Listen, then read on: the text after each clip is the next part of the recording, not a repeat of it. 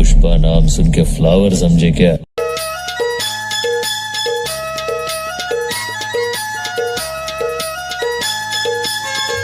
आप लोग सुन रहे हो डीजे बिल्बू ध्रुवी के मिक्स गाना।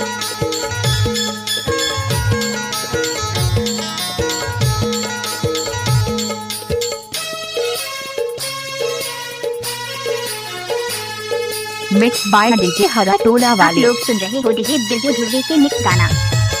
करमाना चलाया बे मोरे पारा, तोरे रास्ता जो हो जवारा चले आबे। करमाना चला हूँ तोरे पारा, मोरे रास्ता जो है जवारा चले आहूँ।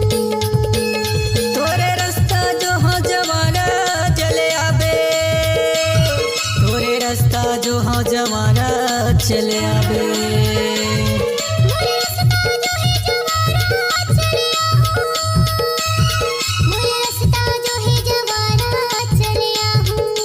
करमाना चलाया बे मोरे पारा, तोरे रास्ता जो हो जवारा चले आबे।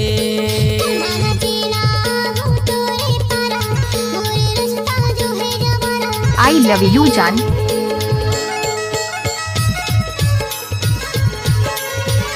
आप लोग सुन रहे हो डीजे बिल्बू ध्रुवी के मिक्स गाना।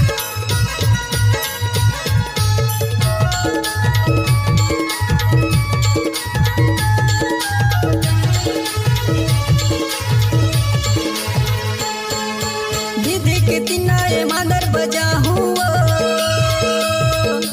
कर्मा के ताल में तोला न चाहूँ, कर्मा के ताल में तोला न चाहूँ ना।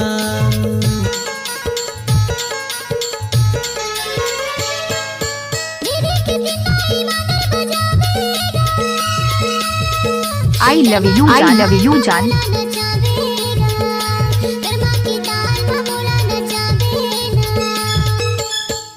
रास्ता जो हद बैठे हवा गोरी में हाँ, झन देवे धोखा तहा चले आबे। रास्ता जो हद बैठे रहबे दे हाथे हो, नहीं देवो धोखा में हम चले आहूँ। करमाना चलाया बे मोरे पारा, तोरे रास्ता जो हो जवारा चले आबे। आप लोग सुन रहे हो डीजे बिल्बू ध्रुवी के मिक्स गाना।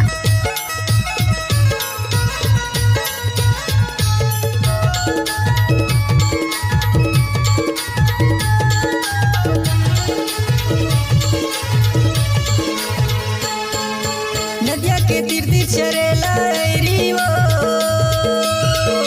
छुम छुम बजाबे तोर पाँव के पैरी वो, छुम छुम बजाबे तोर पाँव के पैरी ना। मिक्स बाय डीजे हरा टोला वाले। मिक्स बाय डीजे हरा टोला वाले।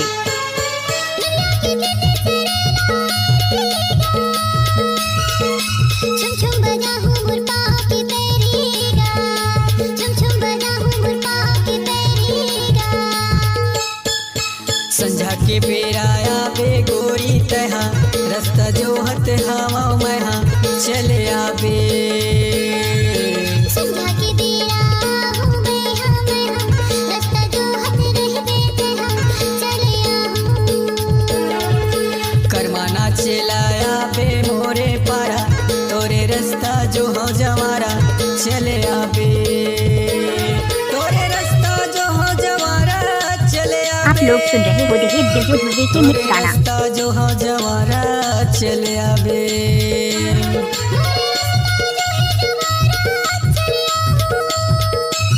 मोरे रास्ता जो है जवारा चले आहूँ।